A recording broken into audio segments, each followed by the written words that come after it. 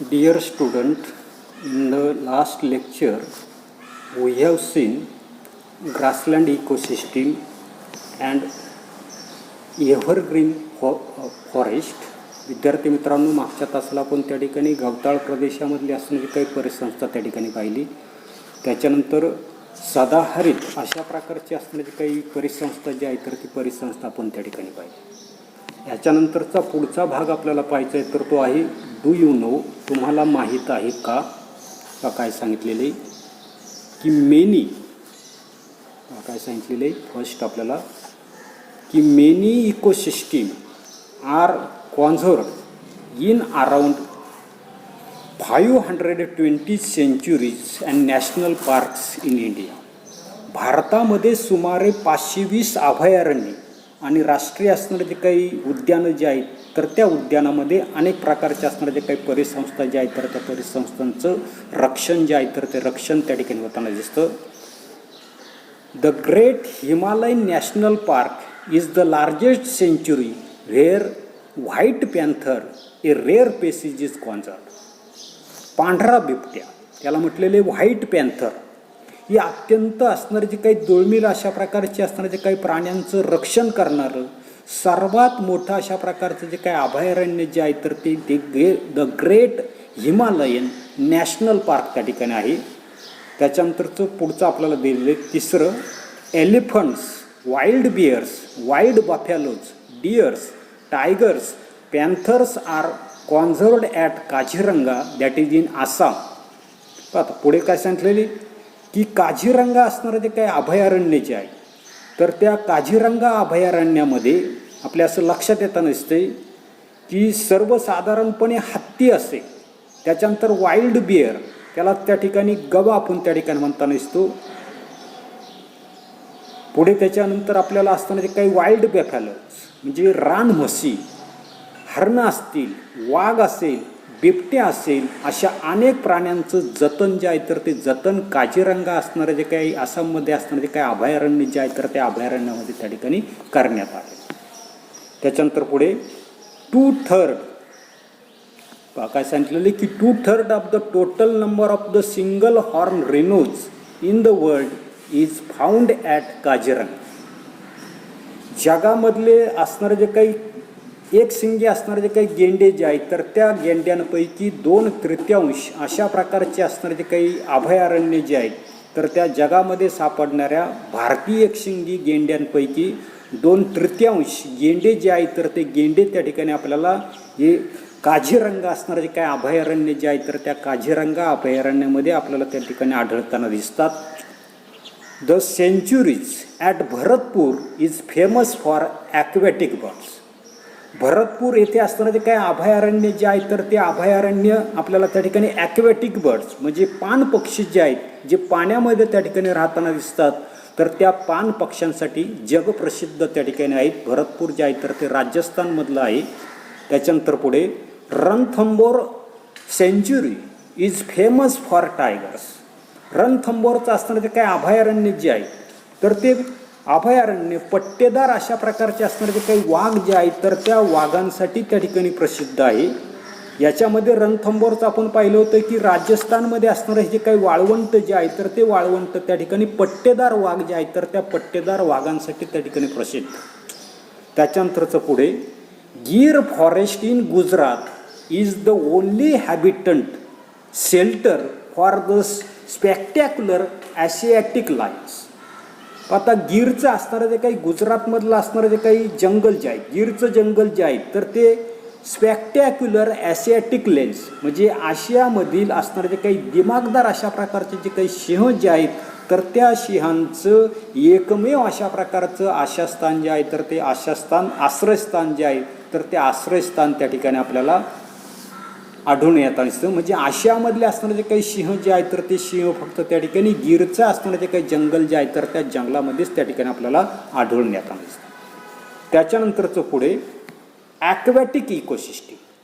आपल्याला आता पुढे त्या ठिकाणी जलीय अशा प्रकारचे असणारे जे काही परिसंस्था जे आहेत तर त्या परिसंस्थेविषयी माहिती पाहिजे. पहा, 71% of the earth's surface is covered by water and only 29% has land on it. आपल्याला माहिती आहे की पृथ्वी जी आहे तर त्या पृथ्वीवर 71% असणारा जो काही भूभाग जो आहे तर तो त्या ठिकाणी पाणी जे आहे तर त्या पाण्याने त्या ठिकाणी व्यापलेलं आहे. आणि 29% असणारी जी काही जमीन जी आहे तर ती जमीन किंवा 29% असणारा जो काही पृथ्वीचा भाग जो आहे तर त्याच्यावर त्या ठिकाणी जमीन जी आहे तर ती जमीन त्या ठिकाणी. आणि therefore study of aquatic biomes become very important. आणि याच्यामुळं किती 71% भाग जो आहे तर त्याच्यावर त्या ठिकाणी पाणी आहे. आणि म्हणून जली अशा प्रकारचा असणाऱ्या त्या काही परिसंस्था ज्या आहेत तर त्या परिसंस्थेचा अभ्यास करणं त्या ठिकाणी आपल्यासाठी अत्यंत त्या ठिकाणी महत्त्वाचं आहे. According to the area aquatic biomes are wide spread. की नैसर्गिक परिसंस्था ज्या आहेत तर त्या नैसर्गिक परिसंस्थेमध्ये आपल्या लक्षात येत नसते की जली अशा प्रकारच्या असणाऱ्या काही परिसंस्था ज्या आहेत तर त्या परिसंस्थेचा जर आपण त्या ठिकाणी अभिक्षेत्रीय दृष्टीने जर त्या ठिकाणी अभ्यास जो आहे तर तो अभ्यास कसा आहे तर त्या ठिकाणी जास्त अशा प्रकारचा व्यापक त्या ठिकाणी. Types of aquatic ecosystem are fresh water ecosystem, marine ecosystem and creek ecosystem. ही जी काही जली असणारी जी काही परिसंस्था ज्या आहेत तर त्या परिसंस्थेचे पुन्हा त्या ठिकाणी 3 प्रकार आपल्याला त्या ठिकाणी सांगितलेले. पहिला दिलेला आपल्याला फ्रेश वॉटर इकोसिस्टीम. आता फ्रेश म्हणजे गोड्या पाणी, नदीचं असणारं जे काही पाणी जे आहे तलावातलं धरणांमधलं असणारं जे काही पाणी जे आहे तर ते फ्रेश वॉटर त्या ठिकाणी म्हटलेले गोड्या पाण्यामधील परिसंस्था. दुसरे आपल्याला सांगितली मराईन इकोसिस्टीम, सागरी अशा प्रकारची किंवा खाऱ्या पाण्यामधली असताना जी काही सागरी परिसंस्था. आणि तिसरी आपल्याला त्या ठिकाणी सांगितलेली की सर्वसाधारणपणे क्रीक इकोसिस्टीम. आता क्रीक इकोसिस्टीम म्हणजे असणारे जे काही खाडी जे आहेत तर त्या खाडींमधली असणारी जे काही परिसंस्था. आता याच्यामधली पहिली आपल्याला पाहिजे तर ती फ्रेश वॉटर इकोसिस्टीम. त्याच्या अगोदर आपल्याला या ठिकाणी डायग्रॅम जे आहे तर त्या डायग्रॅममध्ये ॲक्वॅटिक अशा प्रकारची असणारी जी काही इकोसिस्टीम म्हणजे जली परिसंस्था त्या ठिकाणी आहे तर त्याच्यामध्ये अनेक अशा प्रकारचे असणारे जे काही मासे जे आहेत तर ते मासे आपल्याला त्या ठिकाणी दिसतात. अनेक त्या ठिकाणी वनस्पती त्या ठिकाणी आहे, फायटोप्लॅन्क्टन्स आहेत, त्याच्यानंतर त्याच्यामध्ये फंगी आहेत. अशा प्रकारचे त्या ठिकाणी आपल्याला ॲक्वॅटिक इकोसिस्टीम जे आहे तर ते ॲक्वॅटिक इकोसिस्टीम आपल्याला त्या ठिकाणी आढळून त्या ठिकाणी येतात. आता ॲक्वॅटिक हे फ्रेश वॉटर इकोसिस्टीम जे गोड्या पाण्यामधील असणारी काही परिसंस्था ज्या आहेत तर ती पहा काय सांगितले. Ponds, lakes and rivers are included in aquatic ecosystem. पहा काय सांगितलेले की सर्वसाधारणपणे पॉन्ड्स म्हणजे काय तर त्या ठिकाणी आपण तळं त्या ठिकाणी म्हणताना दिसतो. लेक्स असेल तर सरोवर त्याला त्या ठिकाणी म्हणणार आहे. म्हणजे नदी असेल तळे असेल सरोवर असेल या सर्वांचा समावेश आपल्याला या ठिकाणी गोड्या पाण्यातील असणाऱ्या काही परिसंस्था ज्या आहेत तर त्या परिसंस्थेमध्ये त्या ठिकाणी होताना दिसतो. The transition of the energy in this ecosystem is through water currents and river. ही जी काही परिसंस्था जी आहे तर त्या परिसंस्थेद्वारे नदीद्वारे आणि पाण्याचा असणारा जो काही प्रवाह जो आहे तर त्या प्रवाहाद्वारे ऊर्जा जी आहे तर त्या ऊर्जेचं संक्रमण त्या ठिकाणी होताना दिसतं. म्हणजे ट्रान्झिशन ऑफ एनर्जी त्या ठिकाणी होताना दिसतं. Decomposers are at the bottom of the water reservoirs. ही जी असणारे जे काही जलभाग जो आहे तर त्या जलभागाच्या खालच्या बाजूला तळाच्या बाजूला असंख्य अशा प्रकारचे असणारे जे काही विघटक जे आहेत तर ते विघटक आपल्याला त्या ठिकाणी आढळून येताना दिसतात. They decompose dead bodies of the plants and animals convert into abiotic factors. हे जे असणारे जे काही विघटक जे आहेत तर ते विघटक काय करताना दिसतात. वनस्पती असतील, प्राणी असतील यांच्या मृत शरीराचं विघटनाचं असणारं जे काही कार्य जे आहे तर ते कार्य करून त्यांचं असणारं जे काही रूपांतर जे आहे तर ते रूपांतर त्या ठिकाणी अजैविक अशा प्रकारचे असणारे जे काही घटक जे आहेत तर त्या घटकांमध्ये त्या ठिकाणी करताना दिसतात. Observe such ecosystem around you and complete the following chart. मग अशा प्रकारची असणारी जी काही परिसंस्था जर तुमच्या परिसरामध्ये असेल तर तिचं निरीक्षण करून खाली दिलेला जो काही तक्ता जो आहे तर तो तक्ता आपल्याला त्या ठिकाणी पूर्ण करायचा आहे. पाहता त्याच्यामध्ये काय काय दिलेलं आहे. प्रोड्युसर म्हणजे उत्पादक, प्रायमरी कंझ्युमर प्राथमिक भक्षक, सेकंडरी कंझ्युमर त्या ठिकाणी आपण द्वितीय भक्षक, टेरिटरी कंझ्युमर तृतीय भक्षक आणि डिकम्पोजर म्हणजे विघटक. पाहता याच्यामध्ये सर्वसाधारणपणे आपल्याला असणारे जे काही प्रोड्युसर जे आहे उत्पादक जे आहे तर त्या उत्पादकामध्ये पहिलं आपल्याला दिलेले ॲक्वॅटिक प्लॅन्ट्स म्हणजे पान वनस्पती, पाण्यामध्ये आढळून येणारं त्याला त्या ठिकाणी म्हटलेले पान वनस्पती. त्याच्यानंतर युलोथ्रिक्स जे आपल्याला 9वीला त्या ठिकाणी आहे. त्याच्यानंतर हायड्रीला, त्याच्यानंतर ओझोला, त्याच्यानंतर दिलेलं आहे निटेला, टायफा, पिस्टिया आणि पुढे दिलेलं आहे इकॉर्निया अशा प्रकारच्या वनस्पती किंवा याच्या व्यतिरिक्त आपल्याला व्हेरियस अशा प्रकारचे जे काही फायटोप्लॅन्क्टन्स जली अशा प्रकारच्या म्हणजे गोड्या पाण्यामध्ये अशा प्रकारच्या छोट्या छोट्या अशा प्रकारच्या फायटोप्लॅन्क्टन्स वनस्पतीसुद्धा आपल्याला त्या ठिकाणी. आता यांना खाणारे जे आहेत तर त्याला म्हटलेलं आहे प्रायमरी कंझ्युमर. तर त्याच्यामध्ये ॲक्वेटिक इन्सेक्ट आहेत म्हणजे पाण्यामध्ये आढळून येणारे कीटक असतील, स्नेल्स गोगलगाय असेल किंवा ॲनिलिडा, त्याच्यानंतर स्मॉल फिशेस लार्वा, माशांचे जे काही छोटे छोटे अशा प्रकारचे असणारे जे काही स्मॉल फिशेसचे असणारे जे काही लार्वा जे आहेत तर त्या सर्वसाधारणपणे या जे काही असणारे जे काही प्रोड्युसर जे आहेत ज्याच्यामध्ये त्या ठिकाणी ॲक्वेटिक प्लांट्स असतील, इलोथ्रिक्स असतील, हायड्रिला या वनस्पतींचं भक्षण त्या ठिकाणी करताना दिसतात. त्याच्यानंतर प्रायमरी कंझ्युमरला त्या ठिकाणी खाणारे भक्षण करणारे जे आहेत तर त्याला आपण सेकंडरी कंझ्युमर म्हटलेले. तर त्याच्यामध्ये स्मॉल फिशेस आहेत, फ्रॉग्स आहेत, लहान लहान अशा प्रकारचे मासे असतील किंवा बेडकं जे आहेत तर ते बेडूक त्या ठिकाणी आपल्याला त्या ठिकाणी सांगता येईल. त्याच्यानंतर व्हेल असेल किंवा व्हेल मासा आपल्याला त्या ठिकाणी माहिती. त्याच्यानंतर टेरिटरी कंझ्युमर्समध्ये तृतीय भक्षकमध्ये आपल्याला माहिती की लार्ज फिशेस आपल्याला माहिती की छोटा मासा काय मोठा मासा काय करताना दिसतो, छोट्या माशाला त्या ठिकाणी खाताना दिसतो. त्याच्यानंतर हेरॉन्स, क्रोकोडाईल्स म्हणजे मगर असेल, बगळे असेल, बगळे आपण पाहिले की मासे खाताना दिसतात. त्याच्यामध्ये पाण्यामध्ये असणारे जे काही मगरी जे आहेत तर त्या मगरी त्या ठिकाणी स्मॉल अशा प्रकारचे फिशेस असतील, फ्रॉग्सला त्या ठिकाणी खाताना दिसतात. किंवा ॲक्वॅटिक बर्ड्स त्या ठिकाणी असतील, उदाहरणार्थ पाणकोंबड्या तुम्ही त्या ठिकाणी पाहिले असतील. तर अशा प्रकारचे असणारे जे काही ॲक्वॅटिक बर्ड्स असतील, शार्क्स असतील तर त्यांचा समावेश आपल्याला टेरिटरी कंझ्युमर्समध्ये त्या ठिकाणी करता येतो.